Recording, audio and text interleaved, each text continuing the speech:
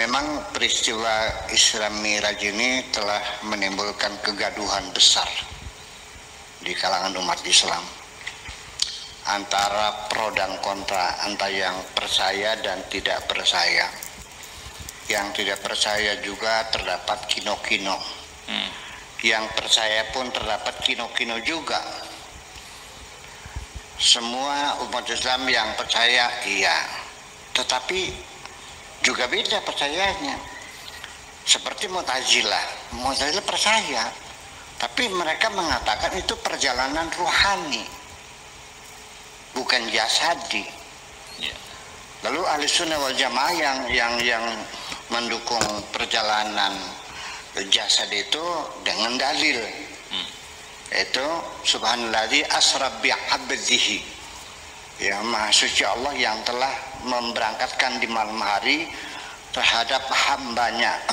Kalau abdul itu kan physically, jasadnya itu. Tetapi juga timbul persoalan lagi, bi'abdi ini siapa? Tidak disebutkan di dalam Al-Quran. Siapa? Nabi Muhammad itu bukan yang diberangkatkan itu. Nah, lalu kemudian di dalam surat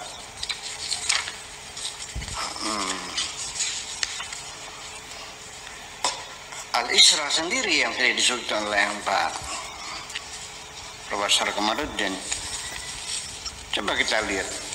Subhanalladzi asra bi'abdihi, Maha Suci Allah yang telah memberangkatkan di malam hari terhadap hambanya, minal masjidil harami ilal masjidil aqsa, dari Haram ke Masjidil Aqsa, alladzi barakna haulahu linuriyahu min ayatina innahu was-sami'ul alim. Mereka bertanyakan, bi'abdi ini siapa? Tidak disebutkan Nabi Muhammadnya kok. Tetapi langsung setelah itu ayat yang keduanya, wa ataina Musal kitab. Bukan Muhammad, Nabi Musa. Yang ini Nabi Muhammad Musa, ini bermasalah. Jadi ini sekali. Ya. Kemudian dua peristiwa Isra dan Mi'raj. Isra itu terjadi pada tahun kedua ba'dal bi'tsah, ay ba'da bi'tsatihi rasulan. Setelah Nabi diangkat jadi Rasul, tahun kedua itu diisrakan. Jadi surat Al-Isra ini turun pada tahun kedua setelah Nabi diangkat jadi Rasul. Yang bunyinya seperti itu, Subhanalladzi asra bi'amdihi lailan minal masjidil haram ila masjidil aqsa.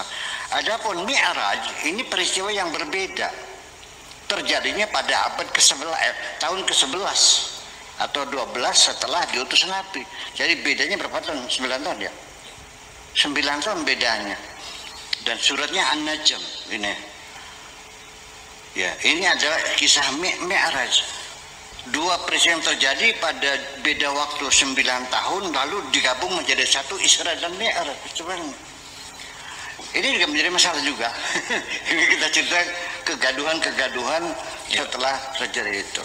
Kemudian yang dipertanyakan lagi, orang menganggap bahwa Isra ini sebagai suatu mukjizat.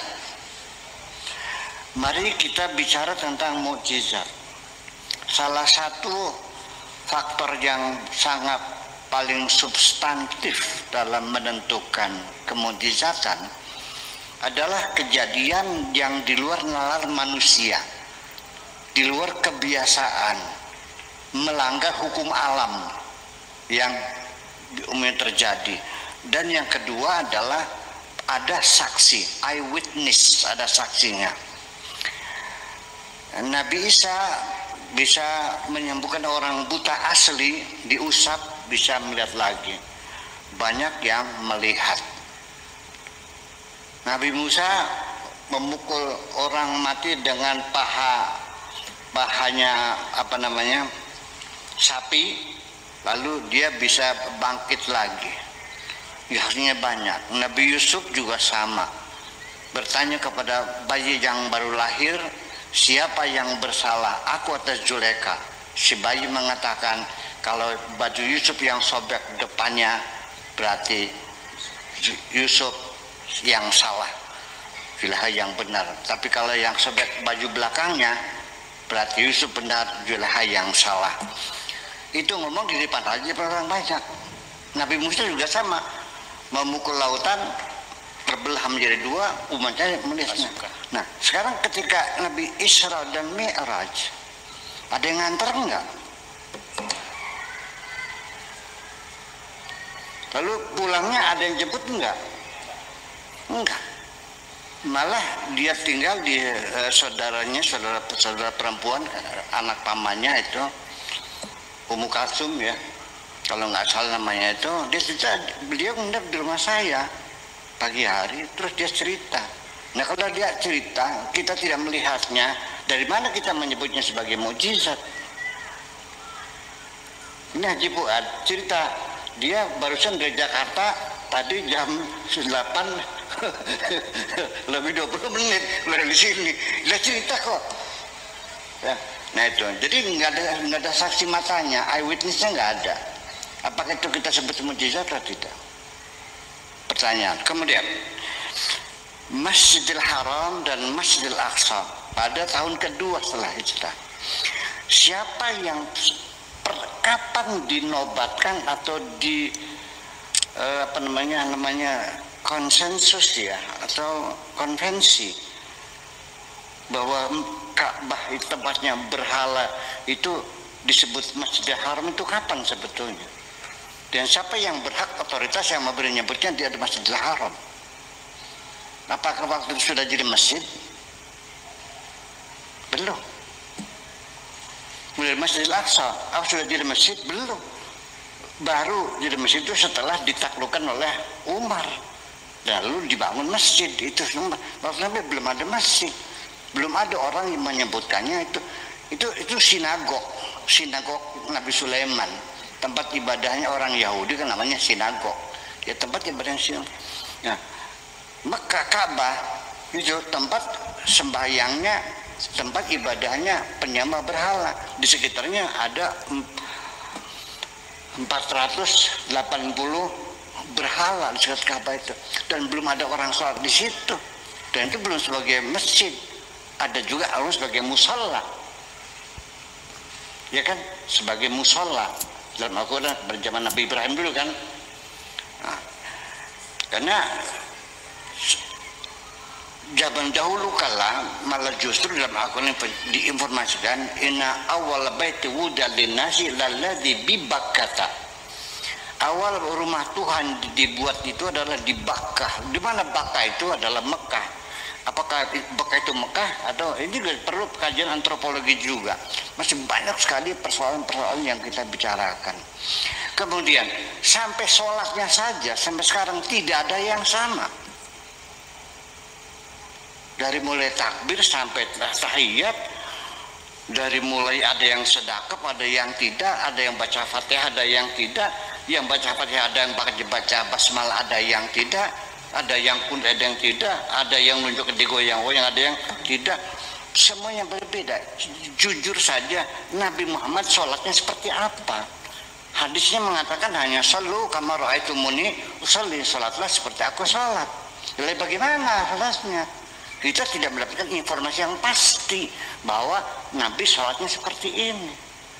Pernah saya konfirmasikan dengan Dr. Quraish Shihab. Saya bilang, Pak Quraish Shihab, kita ini sholat bermacam-macam. Yang benar mana? Kunut atau tidak?